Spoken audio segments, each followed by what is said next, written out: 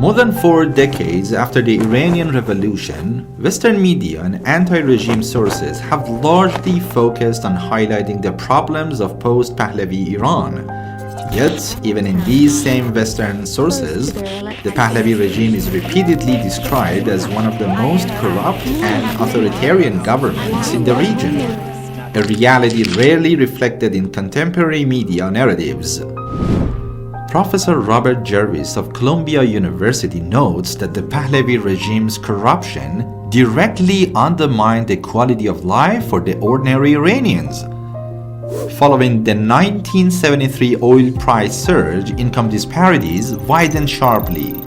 Living conditions in Tehran deteriorated and governmental corruption concentrated wealth among groups close to the royal court, weakening the middle class and fueling widespread social discontent. Ben Oefler, an American historian, emphasizes that many elements of the Shah's so-called modernization, from heavy military spending and flashy projects to extreme westernization, failed to produce sustainable development. Political repression, the dictatorship of security forces, and the omnipresent Savak laid the foundations for widespread opposition that ultimately toppled the regime. Fakhruddin Azimi of the University of Connecticut goes deeper into the roots of corruption, asserting that one of the central crises of the Pahlavi government was corruption at the heart of the royal court. Many members of the Pahlavi family themselves were primary agents of corruption, profiting from both private and state-owned enterprises.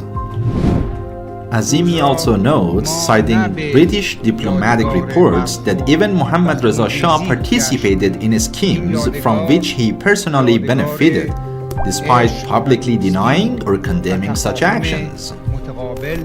Nicky Cady demonstrates that Reza Shah acquired control over roughly 2,000 villages through opaque methods.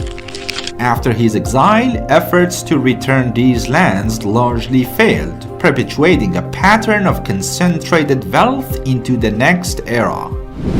Sir Anthony Parsons, Britain's ambassador to Iran, explicitly notes that politically, the Shah's own family had become one of his greatest problems.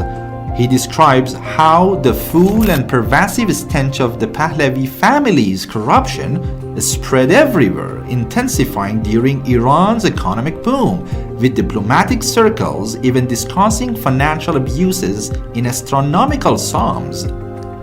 Taken together, these Western sources present a strikingly different picture from nostalgic narratives.